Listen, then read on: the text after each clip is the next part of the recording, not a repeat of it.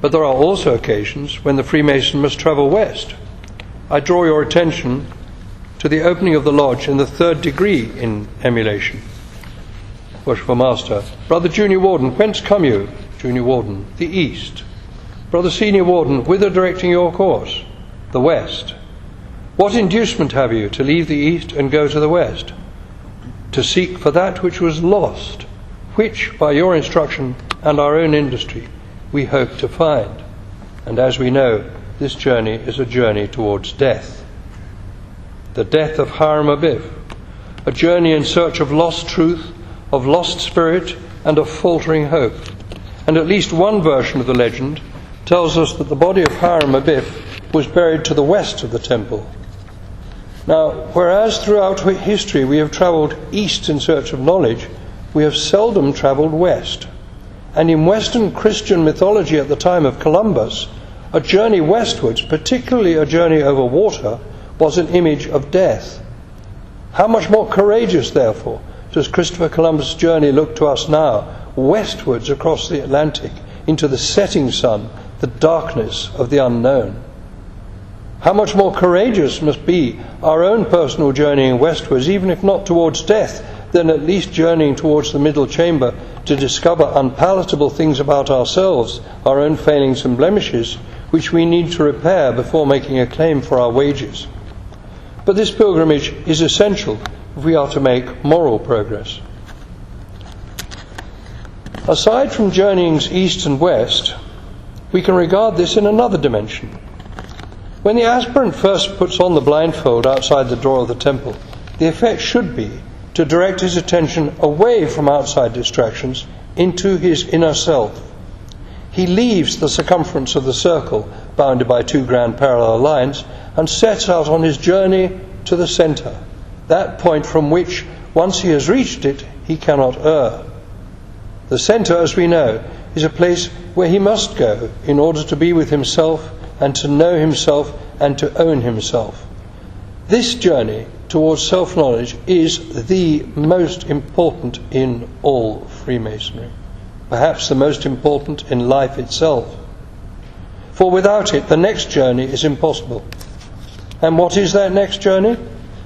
The next journey is the return journey from the centre of the aspirant who has begun to know himself and is ready now to journey outwards to his fellow humans, to be in harmony with them at the circumference.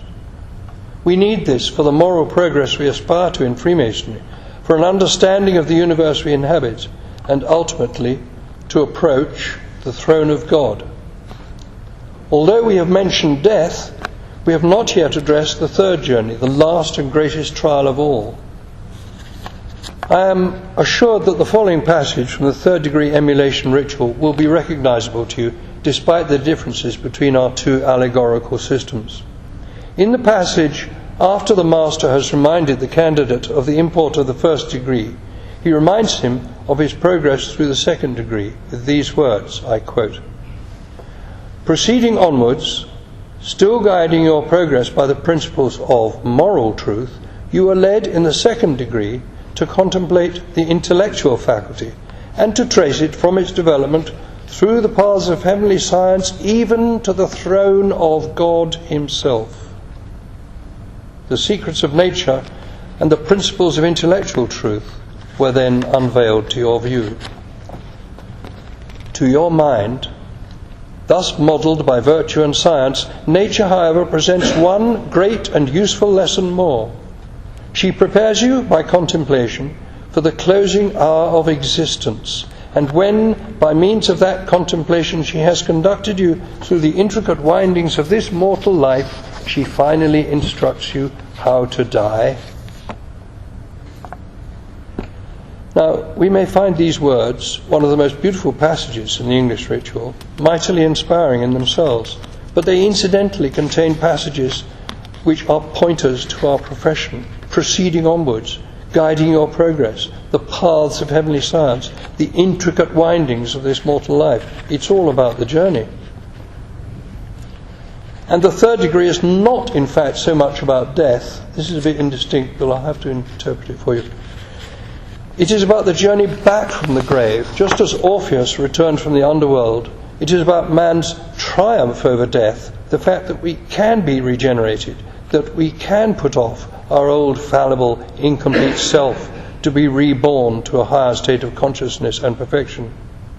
And it is true, as Kirk McNulty puts it, that a genuine Master Mason can be recognized for what he is, someone who has travelled the journey, not in miles or kilometres, but a journey in experience, in trials and tribulations, in order to gain some stability, some harmony in his life. This Master Mason does indeed come back from the grave, just as he came back earlier from the centre after discovering himself and his own nature. But, unlike Orpheus, who, on returning, committed a fateful error and looked back, lost his beloved Eurydice, our Master Mason returns from the grave a new man, victorious, in possession of full knowledge of himself and of his qualities. Brethren, I have really, honestly, no wish to intrude on the affairs of other Grand Lodges, but I have to say that these ideas I've been talking about sit very uneasily with the practice in some jurisdictions of initiating many men at one time in one place. I suggest that we cannot become initiates on the Masonic path by some vicarious process involving a sample initiation being conducted in front of us, in some way conducted on behalf of a group. Such a procedure may make members. I doubt that it makes Masons. We may wonder what is the sought-after destination of such a short journey. But as far as our Masonic journeying is concerned, I submit that there is no destination to be sought after.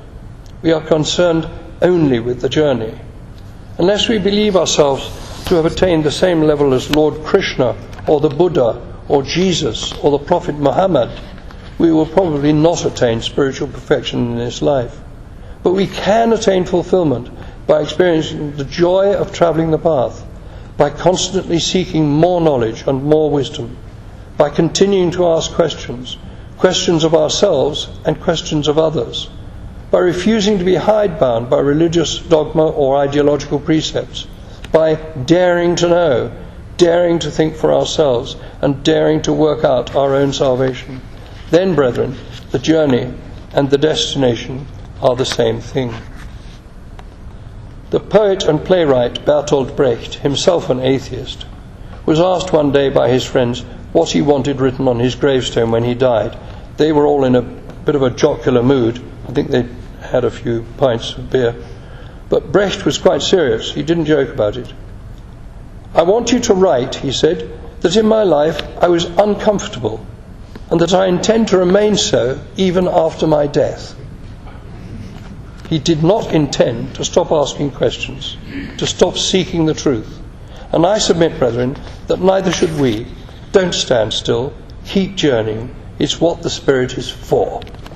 Thank you, Worship Master.